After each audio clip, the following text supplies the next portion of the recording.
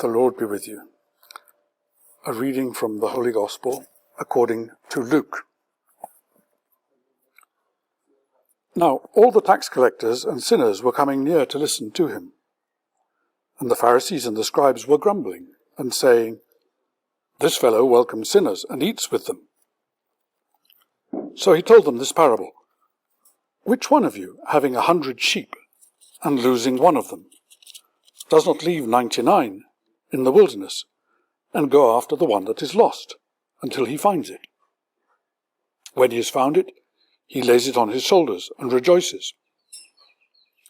And when he comes home, he calls together his friends and neighbors, saying to them, "Rejoice with me, for I have found my sheep that was lost."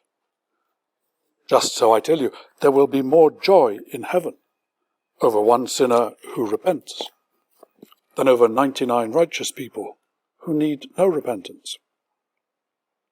Or what woman, having 10 silver coins, if she loses one of them, does not light a lamp, sweep the house, and search carefully until she finds it? When she has found it, she calls together her friends and neighbors, saying, "Rejoice with me, for I found the coin that I had lost." Just so, I tell you, there is joy in the presence of the angels of God over one sinner who repents. Then Jesus said, "There was a man who had 2 sons. The younger of them said to his father, 'Father, give me the share of the property that will belong to me.'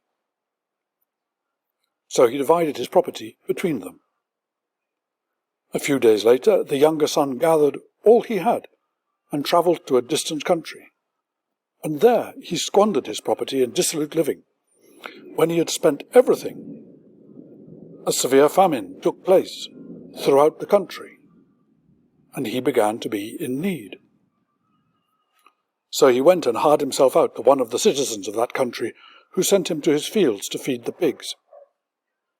He would gladly have filled himself with the pods that the pigs were eating, and no one gave him anything.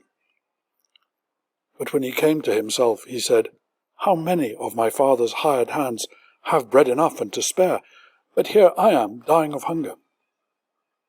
I will get up and go to my father, and I will say to him, Father, I have sinned against heaven and before you. I am no longer worthy to be called your son. Treat me like one of your hired hands.'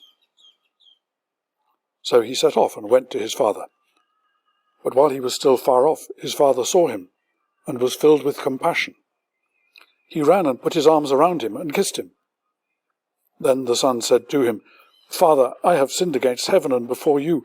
I am no longer worthy to be called your son.' But the father said to his slaves, 'Quickly, bring out a robe, the best one, and put it on him. Put a ring on his finger and sandals on his feet, and get the fatted calf and kill it, and let us eat and celebrate. For this son of mine was dead, and is alive again. He was lost, and is found.' And they began to celebrate. Now his elder son was in the field, and when he came and approached the house, he heard music and dancing. He called one of the slaves and asked what was going on. He replied, 'Your brother has come, and your father has killed the fatted calf because he's got him back safe and sound.' Then he became angry and refused to go in.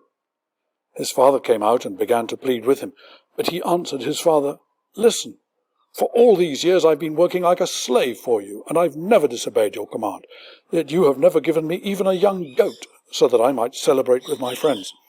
But when this son of yours came back, who has devoured your property with prostitutes, you killed the fatted calf for him.' Then the father said to him, 'Son, you are always with me, and all that is mine is yours. But we had to celebrate and rejoice, because this brother of yours was dead and has come to life.